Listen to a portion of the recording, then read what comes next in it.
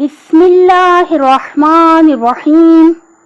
मेरे बहुत मोहतरम सामीन, अस्सलाम वालेकुम। तवज्जो रखिएगा, एक बहुत खूबसूरत बात मैंने सीखी है तो मैंने सोचा कि शेयर करें।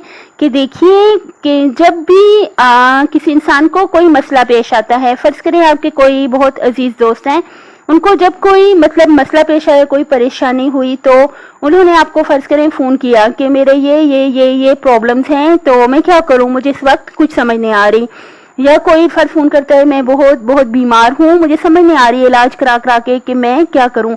इस किस्म के कोई भी मसला जो है, अगर आपका कोई अजीज़ करीबी जो दोस्त है वो आपको फ़ोन करे कि मैं क्या करूँ, तो मैंने यहाँ पे बताना ये था कि हमें चाहिए कि हम उन्हें कहें कि आप घर तशरीफ़ लाएं, फिर ही हम आपको बता सकेंगे, कि फिर ही हम बैठ के आराम से बात करेंगे और फिर हम आपको आपके मसले का हल बताएंगे।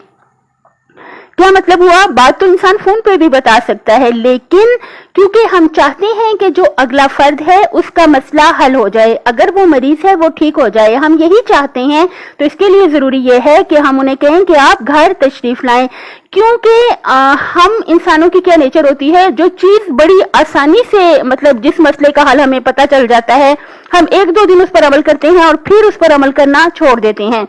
लेकिन अगर हम तकलीफ करते हैं, अगर हम किराया लगाते हैं, या अगर अपनी गाड़ी पे भी जाते हैं, 2-3 घंटे का या सफर करके जाते हैं, तकलीफ करते हैं, जब हम पैसे लगाते हैं, तो फिर क्या होता है, फिर हम जो है उस बात पर बड़ी संजीदगी के साथ और बड़ी सख्ती के साथ अमल करते हैं, और हमेशा ही करते हैं कि आखिर मैंने इतनी तकलीफ की, मैं इतनी दूर गई, तो जाहिर है कि अब मैं अमल भी कर लूं।